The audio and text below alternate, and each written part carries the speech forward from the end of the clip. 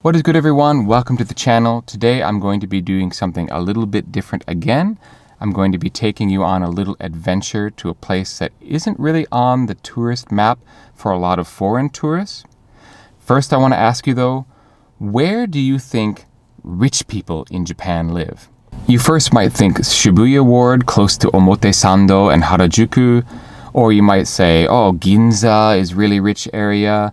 And if you're really in the know, you might mention Setagaya-ku, which is Setagaya Ward in Tokyo, where a lot of wealthy people live. And if you own a car there, i.e. if you see a car with Setagaya license plates, you immediately know, wow, they can afford to park a car in Setagaya Ward.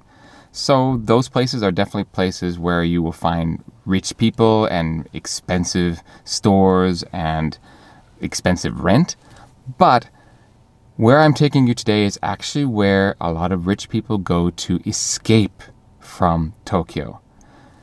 I actually lived here for 7 years, and when I told Japanese people that I lived in Hayama, the common reaction I would get was, oh, rich man, which, no, I lived in an ordinary apartment.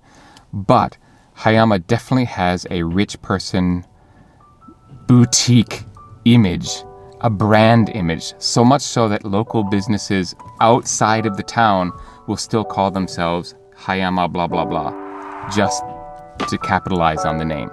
So, allow me, a former resident, to show you guys around Hayama in Kanagawa Prefecture, just south of Yokohama. Let's go.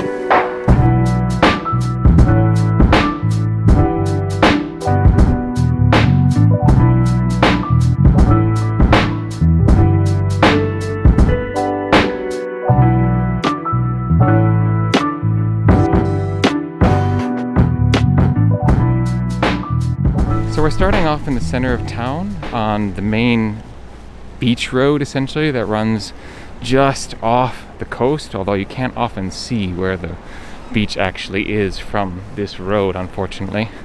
Off to my right here is a bakery called Sweet Tooth. Honestly, they are best known, or at least in my mind, best known for their mango roll cake, and it's really excellent. And kind of fits that sort of luxury image of Hayama to have a tropical fruit involved. This very narrow road is actually two ways, so you have to be on the lookout for buses and cars coming both at you, coming and going. Fun to drive if you like that sort of thing. Off to the left, in this sort of traditional looking Japanese house, is a wagashi, or Japanese sweets shop. So if you want to try some traditional Japanese sweets, that's a good place. Currently closed. Either Wednesday is their day off, or perhaps they've sold out, which is often the case. They sell out pretty quickly during the day.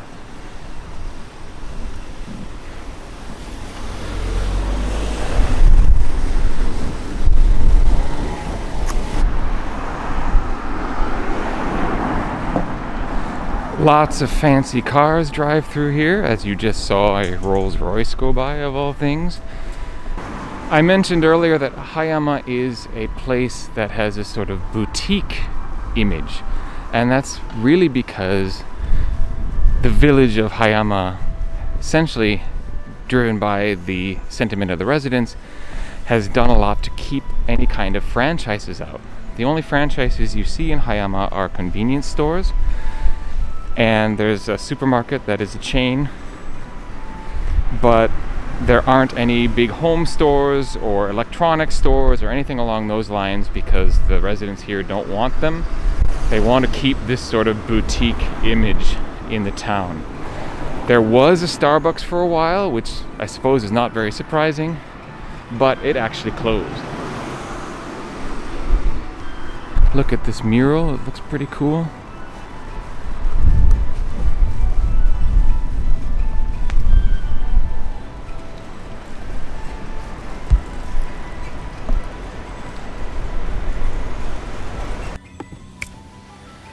My apologies, I'm going to do a voiceover from here on in because the wind was ridiculously strong.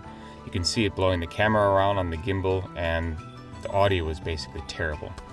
So off to the left here, we have Hayama Marina. There's a bunch of yachts that are in harbor here. And if you come here as a tourist, there are some pretty expensive little cafes and some expensive sort of sailing gear, outdoor gear shops, but it is popular with the tourists.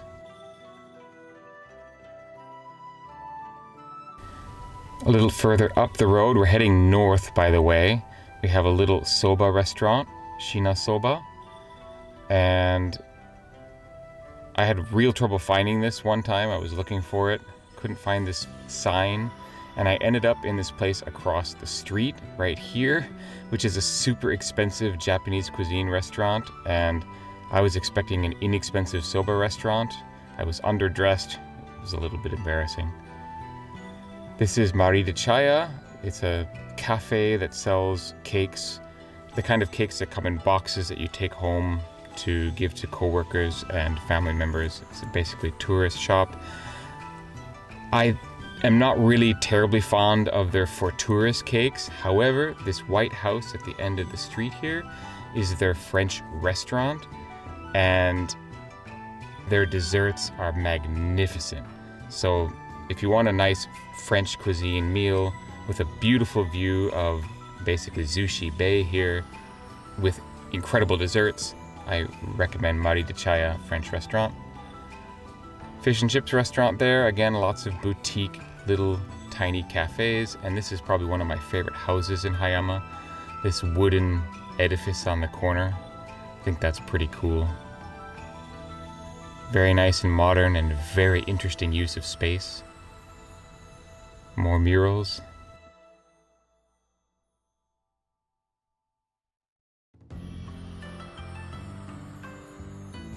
And let's head to the beach.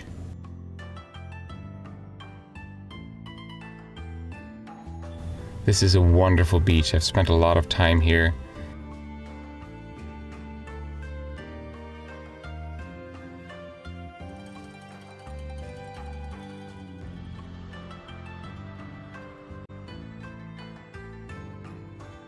Brought my kid here when they were still a toddler.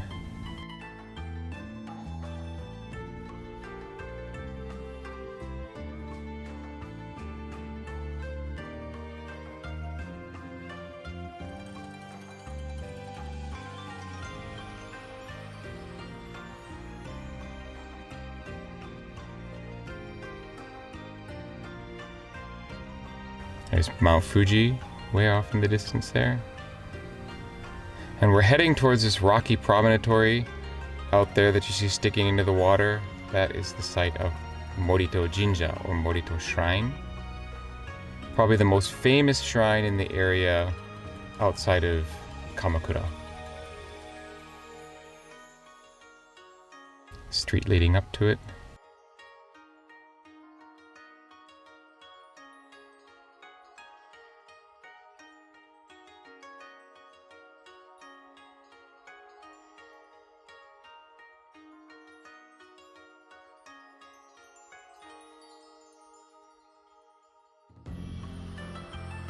Guardian statues, they wore masks earlier during Corona time, which was kind of cute. They actually have quite a bit of parking here, so if you came here by car, you'd be able to park easily. Just have to pay a little fee. That's the main shrine building ahead. This shrine is really associated with childbirth or praying to become pregnant.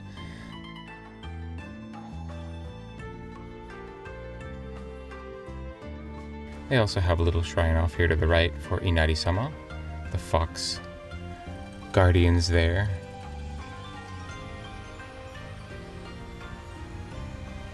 And off to the left here, they have some pretty special little omamori, which are basically talismans or charms that you can buy, and they have various meanings.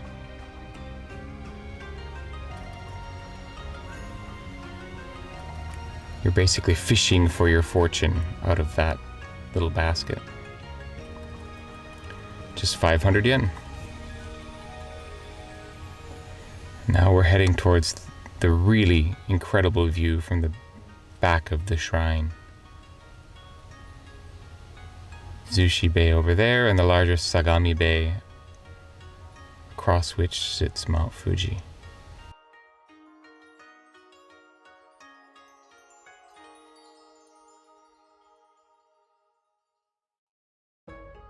This really was not a bad town to live in. Beautiful places around every corner, interesting places to eat and check out almost on a daily basis. It's not large, you get to know the town relatively quickly, but it really is a special place.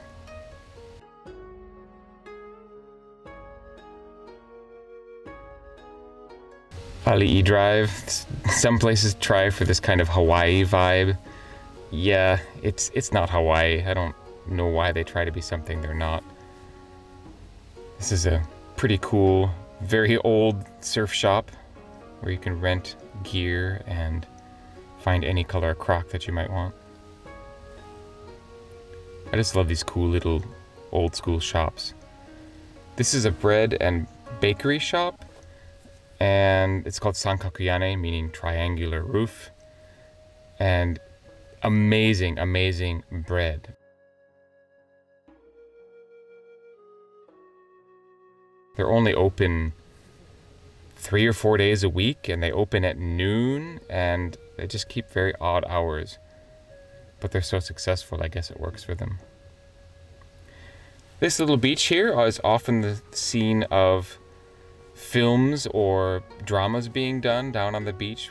Basically, you do run the chance of running into celebrities or famous people in Hayama, because they do often come and film here for various projects.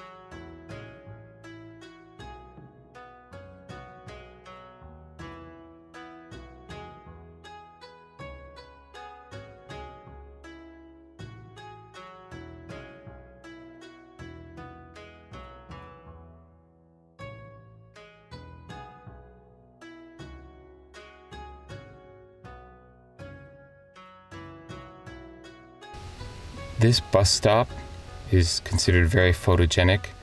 I can't tell you how many times I've passed this place to see a professional photographer taking photos of some model or idol.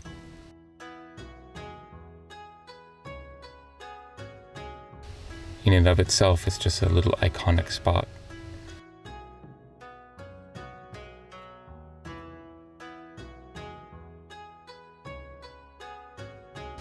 And here you probably recognize the view from my intro.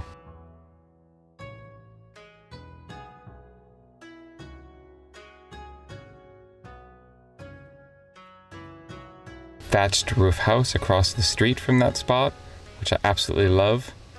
Recently rethatched, and it must have cost some $100,000 to do it.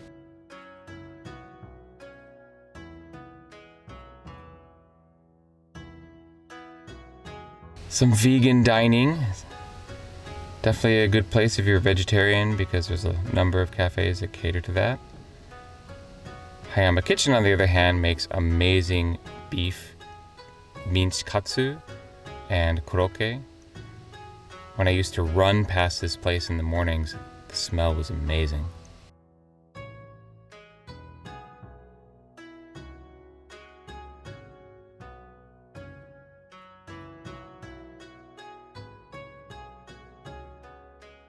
And we're back in the center of town. I forgot to mention this seafood restaurant off to the left where you see that white surfboard. It's called Uotora. If you want some fresh lovely seafood. That's a good place to go for dinner in the evenings.